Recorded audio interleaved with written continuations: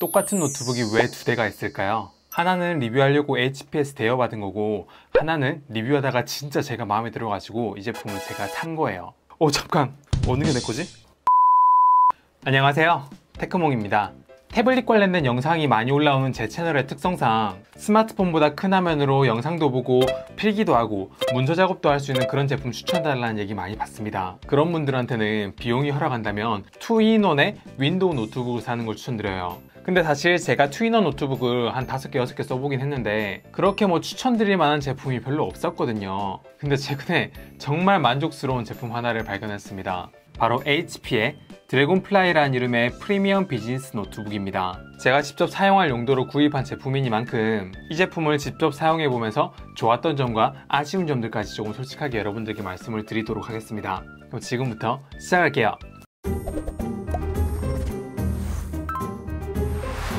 일단 2-in-1 컨버터블 노트북임에도 불구하고 무게가 되게 가볍습니다. 무게가 1kg도 안 돼요. 물론 제가 가진 모델은 좀 배터리 용량이 그거보다 좀 더 많은 모델이라서 실제로 무게를 재보면 1kg이 조금 넘긴 하는데 어쨌든 2-in-1 노트북에 터치 디스플레이를 지원하고 힌지까지 이렇게 컨버터블로 사용할 수 있는 제품치고는 정말 가벼운 무게입니다. 그래서 HP에서는 세계에서 가장 가벼운 2-in-1 비즈니스 노트북이라고 얘기를 하는 게 그래서 그런 것 같아요. 디자인도요, 정말 예쁘게 잘 나왔네요. 트렌드에 맞게 색상도 블루 계열의 색상이 이렇게 적용되었고 재질은 마그네슘 합금이 사용이 됐어요. 보통 마그네슘 합금이라 그러면 재질이 되게 많이 가볍고 좋긴 한데 고급감이 좀 떨어지고 이렇게 휘었을 때 많이 휘어지는 그런 게 있거든요. 근데 이 제품은 그런 느낌이 들지 않게 되게 고급스럽고 튼튼하게 마감이 잘 돼 있습니다. 충격, 진동 이렇게 19개의 미 국방성 테스트를 통과를 했고요. 그 중에선 다른 제조사에서 잘 테스트하지 않는 이렇게 낙하 테스트까지 포함되어 있습니다. 그런 걸 만족시키려고 이런 마그네슘 재질을 사용했는데도 불구하고 이렇게 변형이 잘 안 가고 튼튼하게 만들어진 게 그래서 그런 것 같아요. 여기는 HP 로고가 진짜 미니멀리즘하게 되게 예쁘게 잘 나온 것 같아요. 측면의 입출력 단자를 보면 USB-A 타입 포트 하나, 전원 버튼, 잠금홀, LT 유심을 넣을 수 있는 트레이가 여기 있습니다. LT를 사용할 수 있다는 게 핵심이에요. 무료로요. 원래 쓰시던 데이터 쉐어링 유심이 있다면 그냥 꽂으니까 바로 작동하더라고요. 그래서 어디서든지 LTE가 연결되어 있는 상태에서 이렇게 작업을 할 수 있다는 게 비즈니스 노트북으로선 정말 좋은 기능입니다. 게다가 와이파이가 잡히는 환경에서는 이 제품이 또 와이파이 6까지 지원을 하더라고요. 그리고 반대쪽에는 풀사이즈의 HDMI 단자가 있고 헤드셋 단자와 여기 USB-C 타입 2개가 있는데 이 USB-C 타입 2개 다 썬더볼트를 지원하네요. 확장성에 있어서는 더 이상 바랄 게 없습니다. 사실 좀 바랄 게 하나가 있긴 해요. SD카드를 넣을 수 있도록 만들어 놓으면 좀 더 비즈니스 환경에서 더 좋지 않았을까 라는 생각이 들긴 해요. 그럼에도 이 제품을 사야겠다는 생각이 들었던 이유 중 하나는 바로 바이오스 설정에서 놀라운 점을 발견했기 때문이에요. 여기 보시면 Power On When AC Detected라는 설정이 있는데 데스크탑과 달리 노트북에선 이걸 지원하는 제품을 정말 찾기 힘듭니다. 이 설정은 여러분 집에 이런 IoT 콘센트만 있으면 스마트폰으로 언제 어디서든 집에 있는 노트북을 원격으로 전원을 켤 수가 있어요. 부팅을 하고 비밀번호가 입력되지 않는 이런 상태에서도 스마트폰이나 태블릿 등에서 윈도우에 바로 연결할 수가 있고 스마트폰에서 비밀번호를 입력하면 노트북에서도 비밀번호가 당연히 입력이 되고요. 노트북을 스마트폰에서 원격으로 조정할 수가 있습니다. 시작 버튼을 눌러볼게요.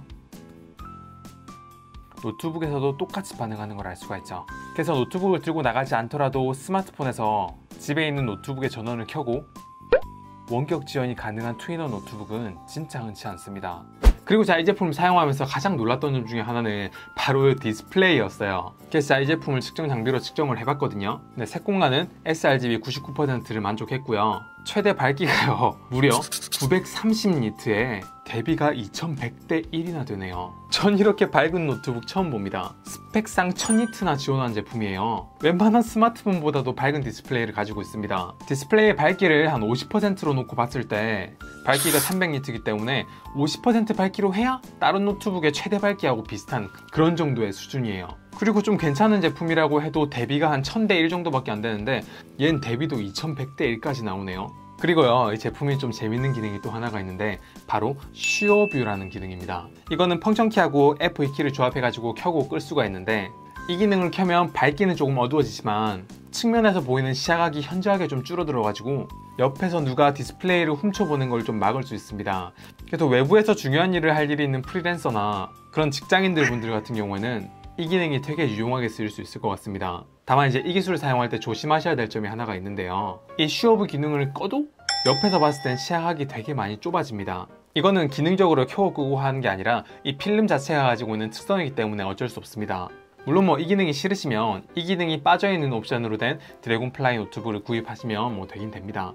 그리고 전 트윈원 노트북이라면 꼭 있어야 되는 기능 중 하나가 적외선 카메라를 통한 얼굴 인식이라고 생각을 해요. 일반 노트북보다 트윈원 노트북에서 이 기능이 꼭 필요한 이유가 뭐냐면요, 이렇게 세워놓고 잠금 해제를 하려고 그러면 지문인식 같은 경우에도 손가락을 이렇게 뒤로 이렇게 해가지고 지문인식하기에도 좀 불편하고, 그렇다고 이렇게 타이핑하기도 불편하잖아요. 근데 얼굴 인식이 되면은 이렇게 얼굴만 갖다 대면 자동으로 잠금 해제가 되기 때문에 투인원 노트북은 저는 이 적외선 카메라가 탑재된 걸 정말 좋아하는데, 요즘같이 마스크를 많이 써가지고 얼굴 인식이 제대로 작동 안 할 경우에는 지문인식 센서를 통해 가지고 로그인을 하셔도 되고요. 노트북 카메라 해킹에 대해서 좀 걱정하시는 분들은 상단에 있는 웹캠을 이렇게 하드웨어적으로 막을 수가 있습니다.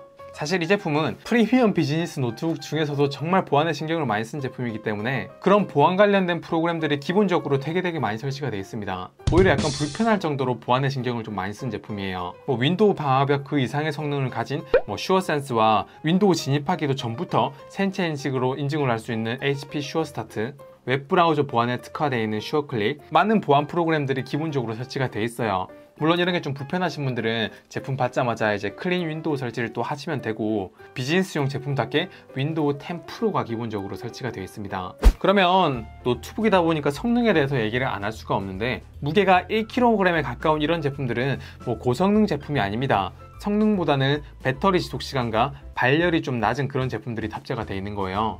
그래서 이 제품에 탑재된 CPU를 보니까 인텔의 8세대 i7-8565U라는 CPU가 탑재되어 있고, 그래픽카드 GPU는 인텔의 UHD 620이더라고요.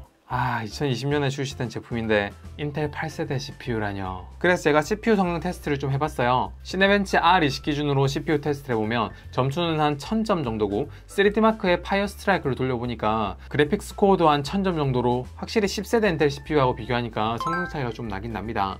이 드래곤플라이가 초기에 출시됐던 시점 기준으로는 인텔의 V 프로라고 하는 그 보안 기술이 10세대에는 아직까지 적용이 안 돼가지고 8세대 CPU로 그냥 그대로 내놓아서 이렇게 된 거거든요. 근데 테스트 중에 좀 재밌는 점이라면, 어댑터를 꽂고 벤치마크를 돌렸을 때하고 어댑터를 빼고 벤치마크를 돌렸을 때 성능 차이가 거의 안 나네요. 흥미로운 결과입니다. 비즈니스 노트북이라면 성능만큼 중요한 게 또 소음이 좀 작아야 되고 발열이 좀 작아야 된다고 생각합니다. 키보드 타이핑을 할 일이 많은데 손가락이 이렇게 뜨거우면 안 되잖아요. 그래서 저랑 같이 이제 쿨링 시스템을 좀 살펴봅시다.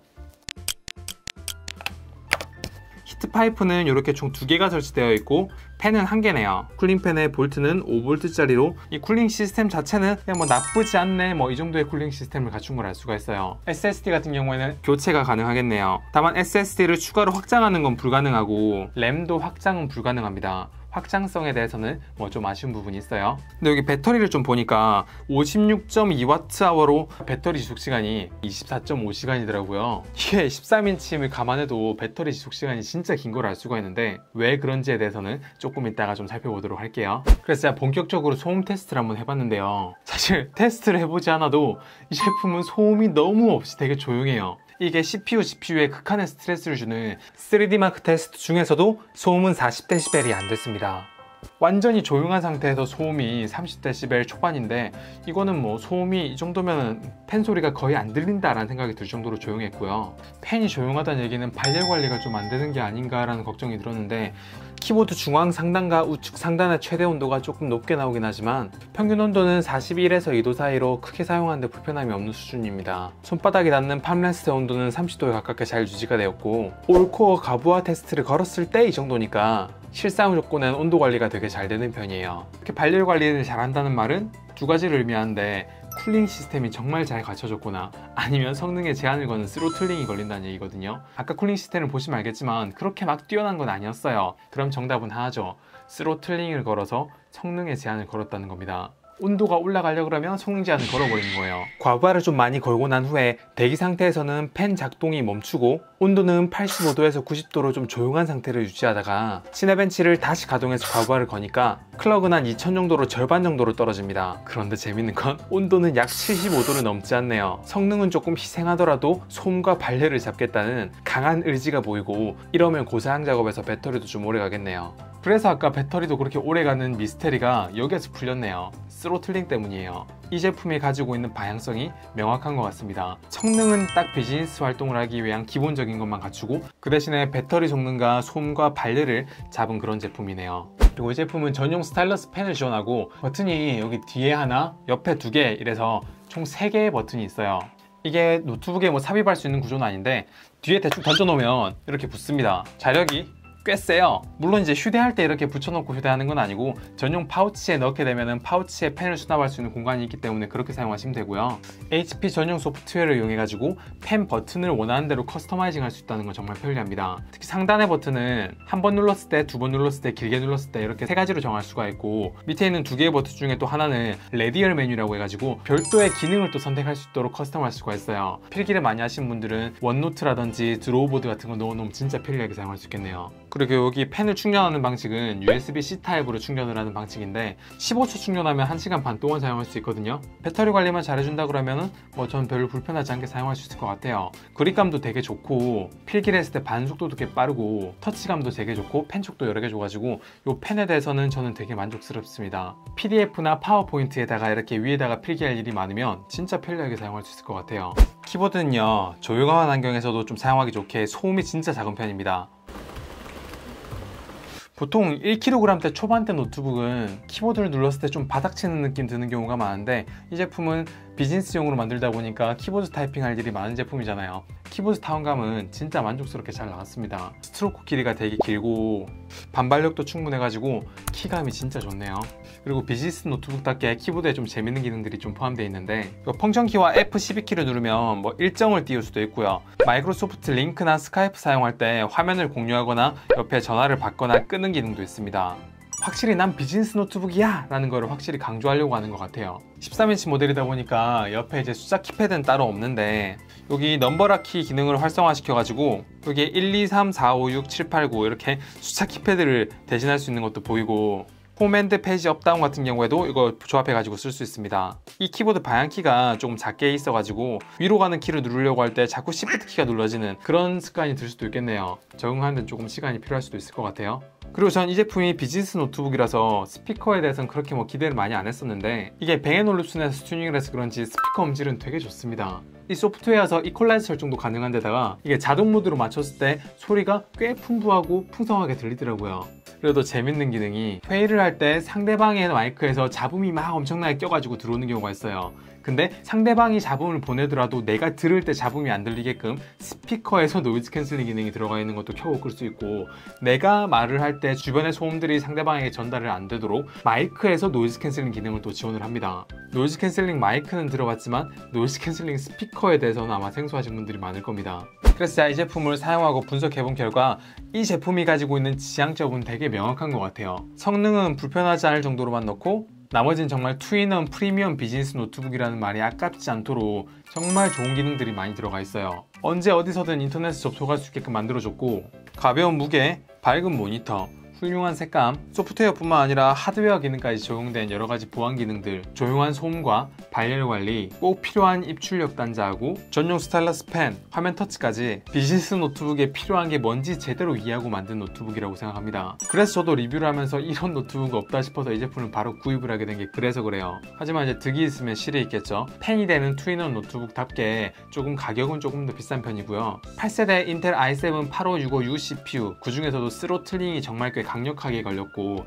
SSD의 읽기 쓰기 속도도 조금 아쉬웠고 좀 확장성이 좀 떨어진다는 점, 그런 점은 조금 아쉽게 느껴질 수도 있어요. 저는 제가 사용하는 환경에서는 LTE 된다는 점을 포함해 가지고 이 제품이 가지고 있는 장점이 저한테는 너무 좋게 와닿았던 그런 제품입니다. 그래서 저는 이 제품을 이번 리뷰할 때뿐만 아니라 메인 노트북으로 사용을 할 거기 때문에 이 제품에 대해서 궁금한 게 있으시면 앞으로도 계속 댓글 남겨주시면 이 제품이 항상 제 앞에 있을 거니까 제가 확인하고 여러분들께 답변 드릴 수 있도록 할게요.